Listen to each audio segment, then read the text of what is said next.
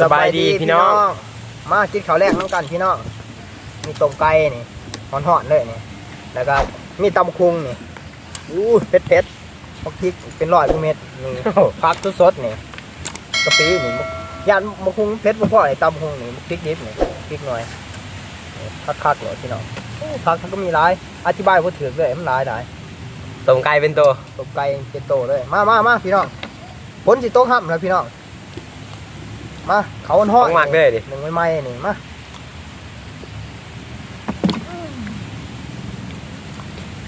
กินเขาหวานจ้องนั้นมันจึงทันใจตกไกลเลยพี่น้องห่อนโอ้สดหนักกว่า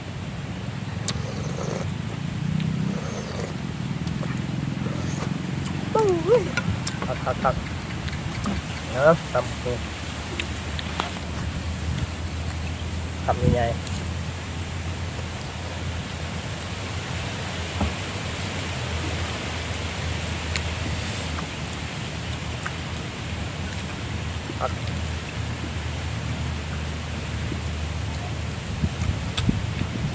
ตำหงซา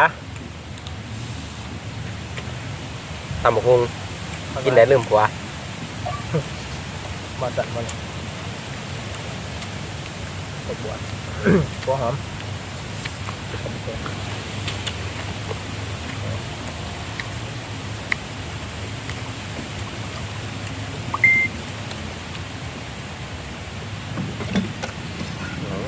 ไก่เป็นตัวมาเด้อพี่น้องแล้วมาแดงน้ำกันจัดเจ้า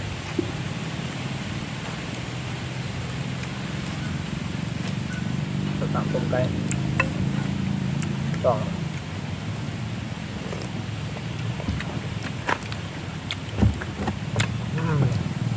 เนี่ยต้มไก่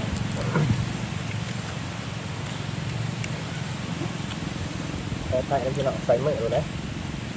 กินแบบบ้านนอกบ้านหน้าเขาโดดแล้วเอาไปใส่เลยแหวก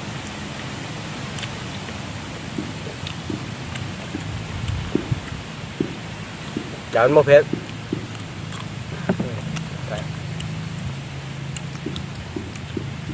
เขาเนี่ยข้ามใหญ่ๆหรอกพี่น้องตาสวนเขาตาสวนเลยเนี่ยโอ้โห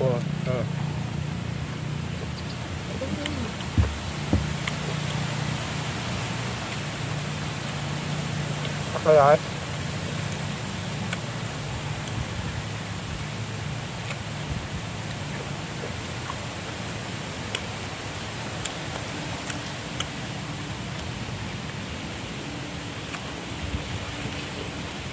เงาะเอาพริกหน่อยนะครับโอเคมันเต็มปากครับ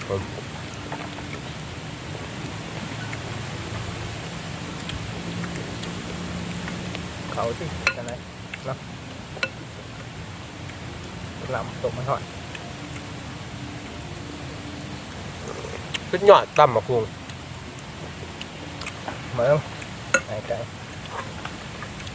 ตับต้องแผ่พี่น้องตับหัวกับใหญ่คือเก่าพี่น้อง ใส่หวังมาเลยใจจ้องอย่างđó để chạy đây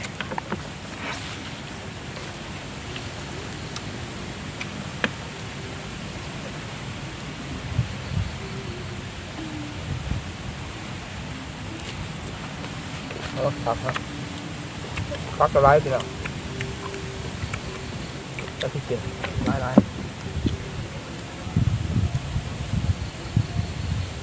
mày tài nữa đúng rồi về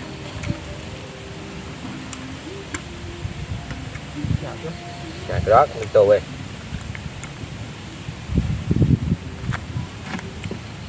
thế đâu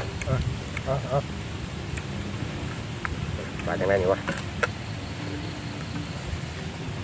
cái bên tô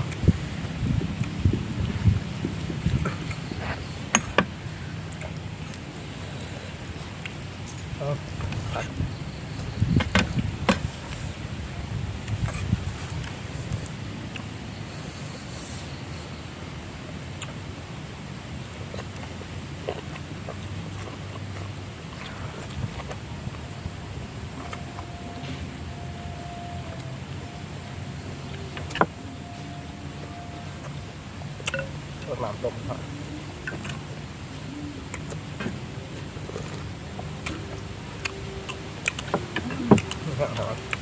เบิ่งไป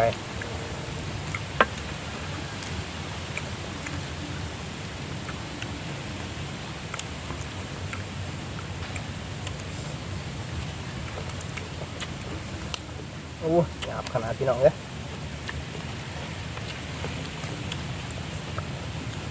ไปเบิ่งเบิ่ง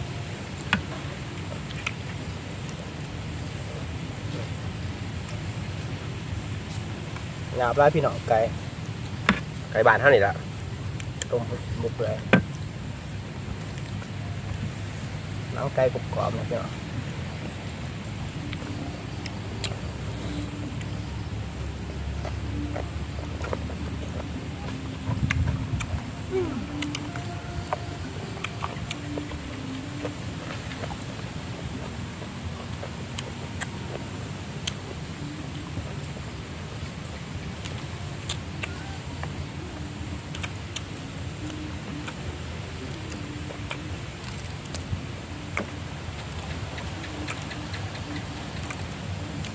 พักกรอบๆ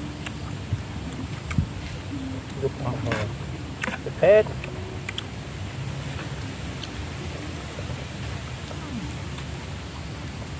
พริกสดๆเนาะครับต้องมา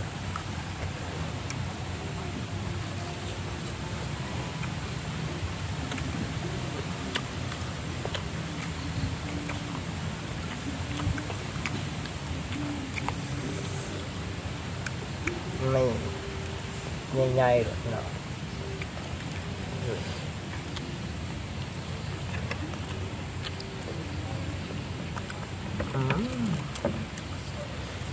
หอมบัวอยู่ ขับเขานี่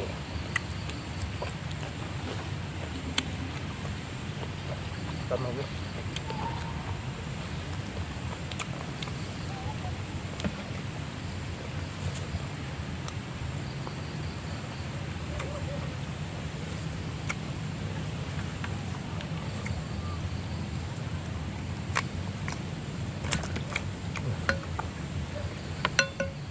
ขึ้นลำบาก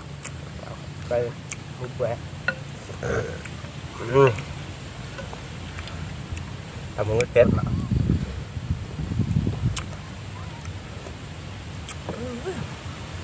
พริกนี่เป็นร้อยมาก่อนนี่ คัก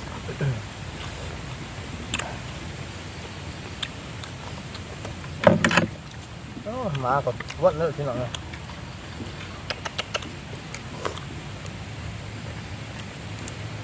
เนาะน้ำบัว